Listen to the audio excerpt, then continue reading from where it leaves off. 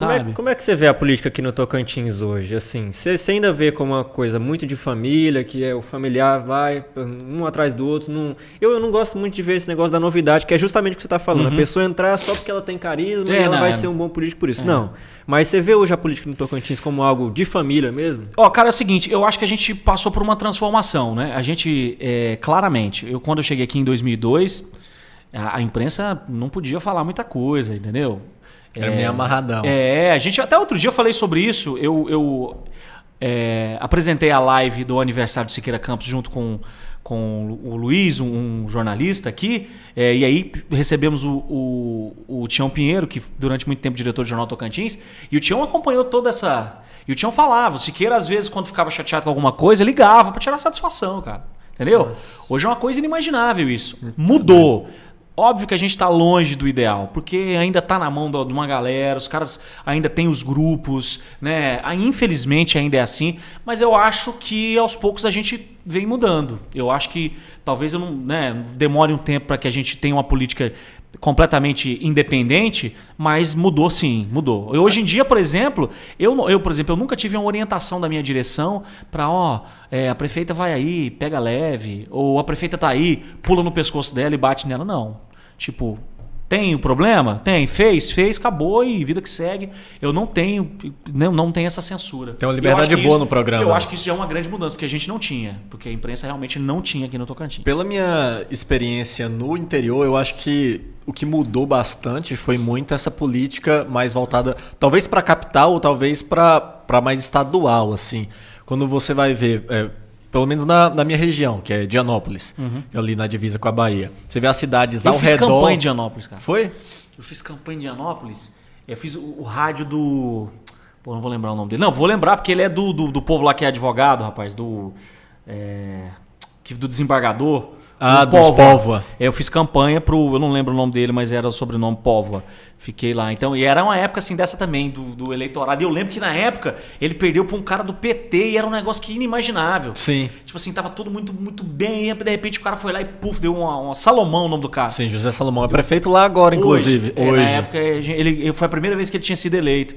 Então ali, tipo assim, de lá pra cá, muita coisa mudou. Ele, lá em Dianópolis, a gente viu muito essa saída do poder, pelo menos das grandes famílias. Só que nas cidades ao redor, ainda é só as mesmas famílias que estão sendo eleitas. Só vai trocando, sabe? Café com leite, pura política café com leite que a gente estuda antigamente. E justamente nesse contexto, e voltando um pouco para o jornalismo, você foi o mediador das eleições, né? Sim. Acho que 2 vezes, se eu não me engano. Na verdade, 2 vezes. Eu fiz um primeiro debate, 2 para prefeito e 1 para governador. Bacana. E geralmente é o seguinte, eu fiquei até feliz porque geralmente as praças trazem âncoras de outras praças para que não tenha interferência política, né? Sim. Por exemplo, a TV agora, por exemplo, toda vez que faz, traz um âncora de fora. Eu acho que o último foi o Júlio Mosquera, de Brasília, para ser completamente imparcial. E o que acontece? O nome do mediador é apresentado para as coligações. E eles avaliam se sim ou se não. Então, por exemplo, se eu fosse um cara tendencioso ou tivesse... provavelmente eles falam, não, esse cara eu não quero que medie o debate porque, sei lá, fez política. Então, eu nunca tive... Então, quando eles me chamaram a primeira vez, obviamente, você dá aquele cagaço, porque claro. O debate ele tem uma lógica, uma métrica. Sim. Por exemplo, pergunta, resposta, réplica e tréplica. Um exemplo. Se você quebra essa ordem, você quebra todo o debate. Então você tem que ficar muito atento. E eu até me lembro que num debate para governo, eu tô aqui no meio do debate sério, concentrado, eu fico sempre no ponto com a Luana, que é a diretora, e a Luana de lá, eu aqui, e a Cátia Abreu, que é muito safa, a Cátia Abreu é muito inteligente e tal. E aí a gente conversando, de repente a Cátia Abreu pediu a palavra no meio do debate, acho que era o Marlon Reis que estava falando alguma coisa, a Cátia Abreu pediu a palavra, e eu olhei para ela, falei, cara, será que ela tá pedindo a palavra? E aqui o trem pau torando ao vivo. E a gente aqui assim, aí ela, e eu fui, quando ele terminou de falar, eu tenho essa liberdade de quebrar o protocolo, eu falei, só um pouquinho, pois não, candidata, você levantou a mão, ela virou para mim e falou assim, você pulou uma réplica minha. Aí eu falei, não pulei. Até porque se eu tivesse pulado, a gente não tava na ordem lá. Sim. Aí, só que é o seguinte, cara, é a Cátia Abreu no meio de um debate, uma política experiente, olhando no fundo do seu olho e fala, você pulou uma réplica. Cagaço, né? Eu já pensei, eu pulei, a direção vai mandar embora, eu tenho um monte de parcela pra pagar do carro, vem tudo na minha cabeça, aí eu falei, pulou, né? Aí eu falei, só um pouquinho e tal. Aí eu olhei pro jurídico, porque o jurídico fica dentro do estúdio pra saber se dá direito de resposta ou não e tal. E aí eu falei, pois não, candidata, vamos conferir com o jurídico. Aí eu olhei pro jurídico, se eles estiverem me assistindo agora, vão me adorar. Mas o cara tava assim, ó. Acho que ele tava no WhatsApp. Aí eu olhei pra ele, falei, aí eu falei, fodeu, se o jurídico não sabe, eu falei, ó, realmente então, candidata, a gente vai pro intervalo, na volta eu vou te dar o direito de fazer a réplica. Aí foi pro intervalo, os assessores conversando, voltei, dei a réplica para ela sambou tal.